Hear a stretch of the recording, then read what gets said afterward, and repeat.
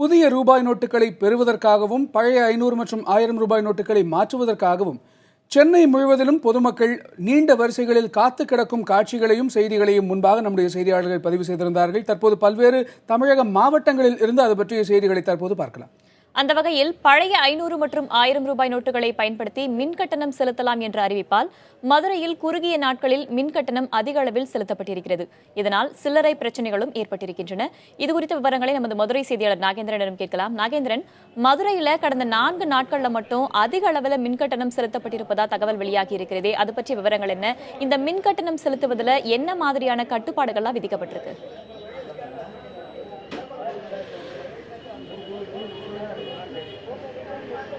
வேதவழி, தற்போது நாம் நின்று கொண்டிருக்கிறோம் மதுரை அரசரடி பகுதியில் உள்ள மதுரை கார்ப்பரேஷன் லிமிட்டுக்கு உட்பட்ட மற்றும் மேற்கு மண்டல அலுவலகத்தில் வந்து நின்று கொண்டிருக்கிறோம். இப்போ வந்துட்டு வாடிக்கையாளர் வந்து அவங்க பயன்பாட்டாளர்கள் வந்து நிற்கிற நீங்களே பார்க்கலாம். 500 மற்றும் 1000 நோட்டுகளை வந்து வைத்துக்கொண்டு மின் கட்டணம் செலுத்துவதற்காக வரிசையில் நின்று கொண்டிருக்கிறார்கள். இப்போ சார், நீங்கள் எங்கேருந்து வர்றீங்க? இப்போ இந்த 500 1000 நோட்டுகள் வந்துட்டு இங்கே வந்து மின் கட்டணம் செலுத்த வர்றீங்க. ஏன் இதற்கு முன்னாடி நீங்கள் வந்துட்டு ஏன் செலுத்தலையா? என்ன காரணம்? ஏன் காரணம்னா, இப்போ தேவைக்கு நம்ம கட்ட வேண்டிய டேட்டு வரும்போது கட்டியிருக்கேன். அதே மாதிரி 500 1000 கட்டுறதுனால எனக்கு ரொம்ப சௌகரியமாக இருக்குது. நம்ம வேறு எங்கேயும் ஷாப்பிங் போய் நம்ம சேஞ்ச் பண்ணுறதை காட்டிலும் இது ரொம்ப சௌகரியமாக இருக்குது. இப்போ வேதவழி, நீங்களும் வந்து பார்க்கலாம். இப்போ வந்து மதுரையை பொறுத்த வரைக்கும் பார்த்தீங்கன்னா, மதுரை மாநகராட்சிக்கு உட்பட்ட 100 வார்டுகள் வந்து மதுரை கார்ப்பரேஷன் மெட்ரோ சிட்டி என வந்து பிரிக்கப்பட்டுள்ளது.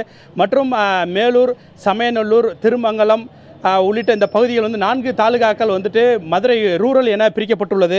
இப்போ வந்து இந்த நம்ம வந்து மதுரை மண்டலம் மேற்கு மண்டலம் அலுவலகத்தில் வந்து உள்ளே வந்து மின் கட்டணம் வசூல் செய்யும் இடத்துல வந்து இப்போ பார்த்து கொண்டிருக்கிற இந்த காட்சிகள் நீங்களும் வந்து பார்க்குறீங்க. இப்போ மதுரையை பொறுத்த வரைக்கும், மதுரை மாநகர் பகுதியை பொறுத்த வரைக்கும் மொத்தம் 43 பிரிவு அலுவலகங்கள் வந்து இருக்கின்றன. இந்த 43 பிரிவு அலுவலகங்களில் அரசு வந்து உத்தரவிட்டதை தொடர்ந்து முதல் நாள் வந்துட்டு வருவாயாக 5 கோடியே 58 லட்சம் ரூபாய் வருவாய் கிடைத்துள்ளது.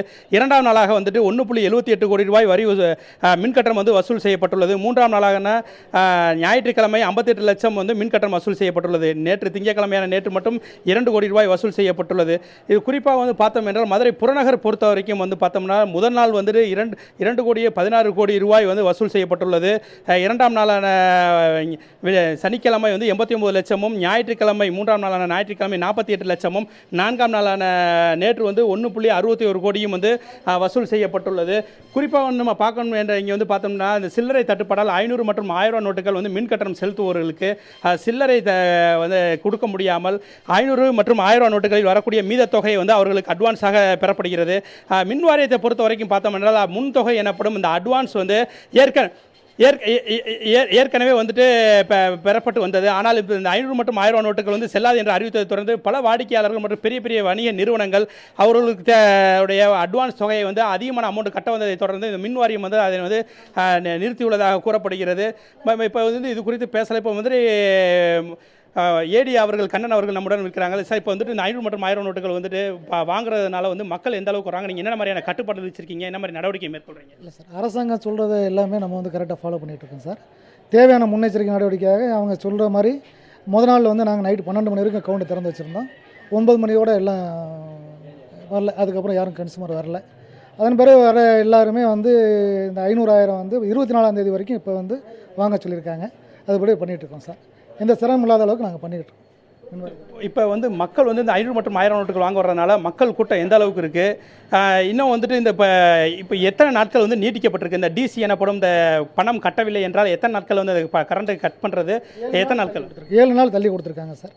ஒவ்வொரு டிசியுமே வந்து 7 நாள் இவங்களுக்கு மக்களுக்கு சிரமத்தை வந்து போகணுங்கிறதுக்காக 7 நாள் தள்ளி கொடுத்துருக்காங்க.